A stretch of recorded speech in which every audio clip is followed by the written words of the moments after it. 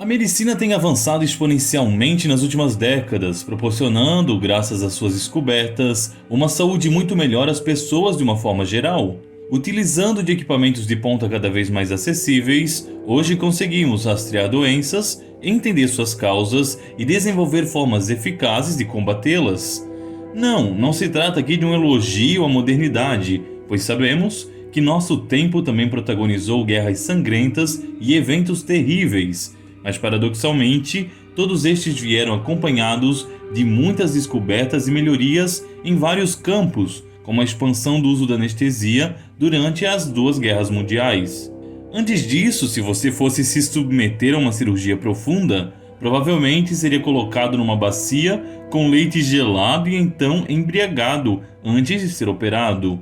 O álcool e o frio ajudariam a anestesiar seu corpo, enquanto que o leite, em baixa temperatura, também serviria para aliviar infecções e hemorragias. Se isso ainda não bastasse, posteriormente ainda viria uma dolorosa recuperação, sem nada além de ungüentos, emplastros e chás para colaborar com o processo. Se hoje você pode entrar num hospital muito melhor, esterilizado, ser anestesiado antes de se submeter a processos cirúrgicos e depois ainda receber anti-inflamatórios e antibióticos para melhor se recompor, agradeça aos milhões de soldados feridos e aos hospitais de campanha que serviram como laboratório ao céu aberto para as novidades medicinais em voga. Isso nos leva a perceber que a medicina moderna e seus confortos são coisas muito mais recentes do que somos levados a crer na maioria das vezes.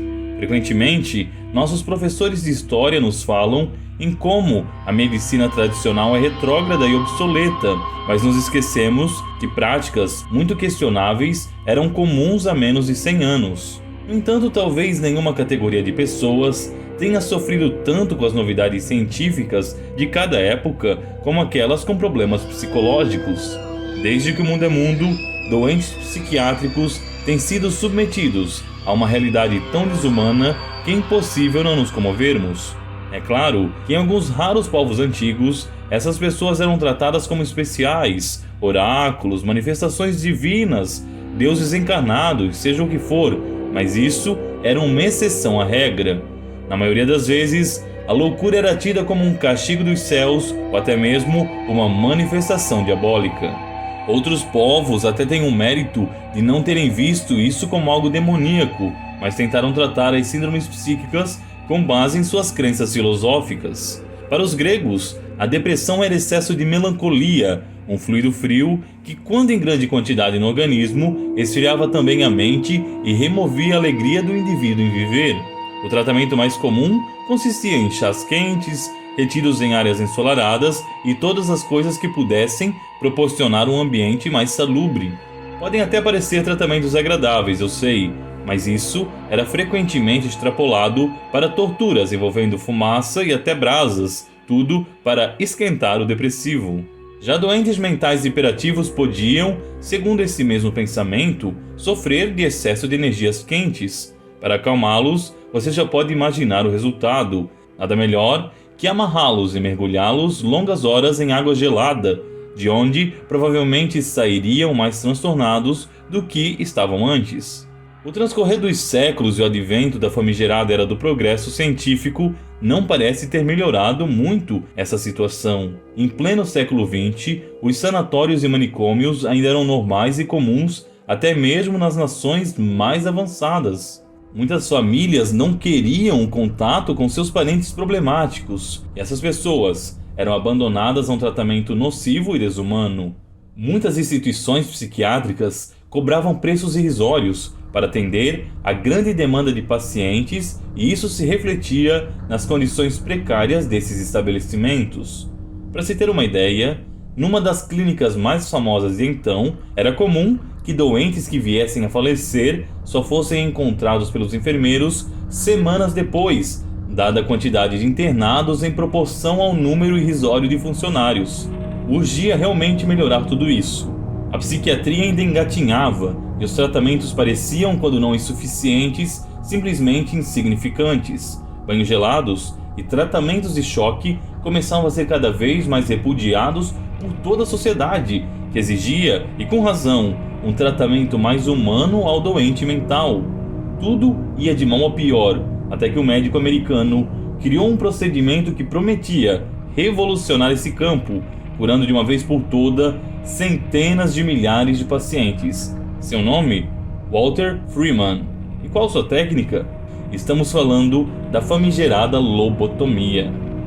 Para sermos justos com o Dr. Freeman, as cirurgias no cérebro se popularizaram muito antes dele, em paralelo com o estudo científico desse órgão. Alguns estudiosos defendiam a tese que certos cortes ou amputações no cérebro obrigariam ele a criar novas redes de transmissões neuronais, substituindo aquelas contaminadas e tratando assim as causas biológicas das doenças psicológicas. É claro que muitas intervenções cirúrgicas desse tipo são adotadas até hoje para pacientes graves, mas essa estava longe de ser a realidade de então.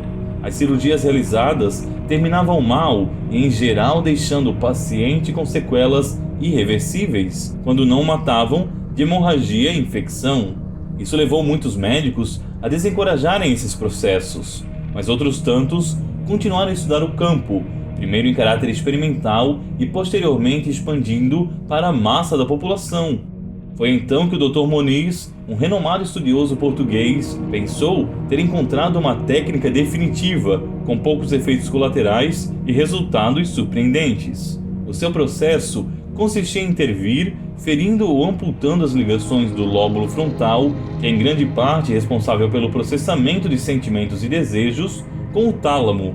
O próprio nome que ele deu, lobotomia, deriva afinal de lóbulo. Os primeiros testes atordoaram a comunidade científica. Pacientes que tinham crises epiléticas, surtos e episódios agressivos saíam da cirurgia como se renovados. Os pacientes pareciam outras pessoas, muito mais calmas e tranquilas. A lobotomia foi tão aclamada na década de 40 que levou o seu inventor a receber o Nobel de Medicina. Mas havia um problema. Mesmo que fosse menos invasiva que muitas outras cirurgias no cérebro, a lobotomia ainda causava uma porcentagem de fatalidades que não podia ser negligenciada. E é aí que entra o nosso personagem questionável, o Dr. Freeman. Sua genialidade doentia consistiu em perceber que o procedimento poderia ser feito não a partir de uma abertura delicada do crânio, mas pelas próprias órbitas dos pacientes. Dr. Freeman concebeu o que ele chamava de lobotomia transorbital, que nada mais era do que pegar, e aqui por favor, não se assuste, um picador de gelo e um martelo, e com isso, criar uma abertura no osso que se situa atrás de cada olho, acima da glândula lacrimal, aí mesmo, bem perto do seu nariz. Por um dos furos feitos, ele inseria o picador até localizar as ligações do lóbulo com o tálamo. Em seguida, ele então fazia movimentos de vai e vem, destruindo essas conexões neuronais até transformá-las numa pasta removível pelo buraco do outro lado. Se o procedimento inventado pelo Nobel de Medicina, infinitamente menos agressivo, já assustou pelos efeitos psiquiátricos catastróficos e foi condenado logo em seguida, o que não diremos da loucura do Dr. Freeman? Para piorar, ele realizava todas essas intervenções sem qualquer higiene, sequer luvas ou máscaras, tudo dentro da sua van. Com ela, ele percorria os Estados Unidos, parando nos manicômios e operando massivamente os pacientes que ali estavam. É terrível pensar nos efeitos irreversíveis de cada uma dessas cirurgias. As vítimas voltavam da lobotomia como que robôs, sem conseguir falar, comer ou até mesmo ir ao banheiro, sem esboçar também reações, senão aquelas a que fossem reeducados com o tempo.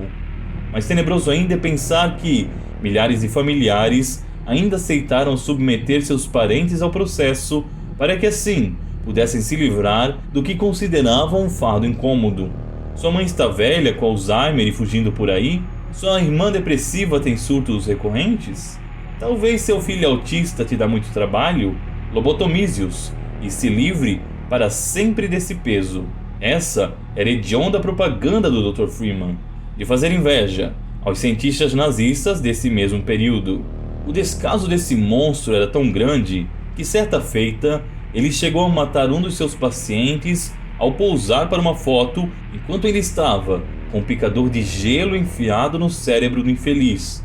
O objeto escorregou demais durante a foto, o que levou, claro, a vítima ao óbito. 15% de todos os pacientes dele morriam, ou durante o procedimento, ou em decorrência dele. Nem sequer anestesia era utilizada. Para tornar os custos mais baratos, Dr. Freeman preferia desacordar suas vítimas utilizando-se de choques. No entanto, mais que o descaso evidente com a vida humana, o que nos choca realmente é que nenhum desses que foram submetidos tinham plena consciência dos efeitos irreversíveis de tal procedimento, e nem escolheram se submeter a ele de forma espontânea.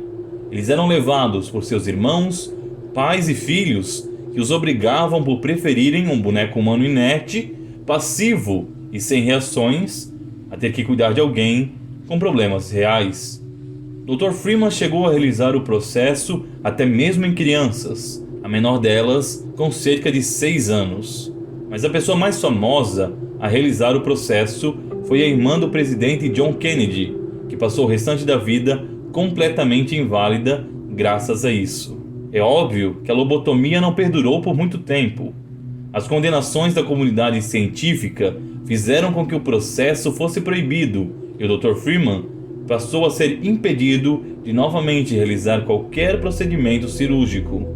Infelizmente, nada disso contornou o estrago que já havia sido feito contra milhares de pessoas, um verdadeiro crime que nunca paramos para julgar. Toda essa história nos leva a pensar na responsabilidade que temos por aqueles que estão sob os nossos cuidados. Certamente, pais e familiares terríveis continuarão a existir até o fim dos tempos. Mas o caso da lobotomia traz à superfície, com uma clareza de doer os olhos, as monstruosidades da nossa própria espécie. E se você gostou desse vídeo, curta e compartilhe com seus amigos. E até mais, se Deus quiser.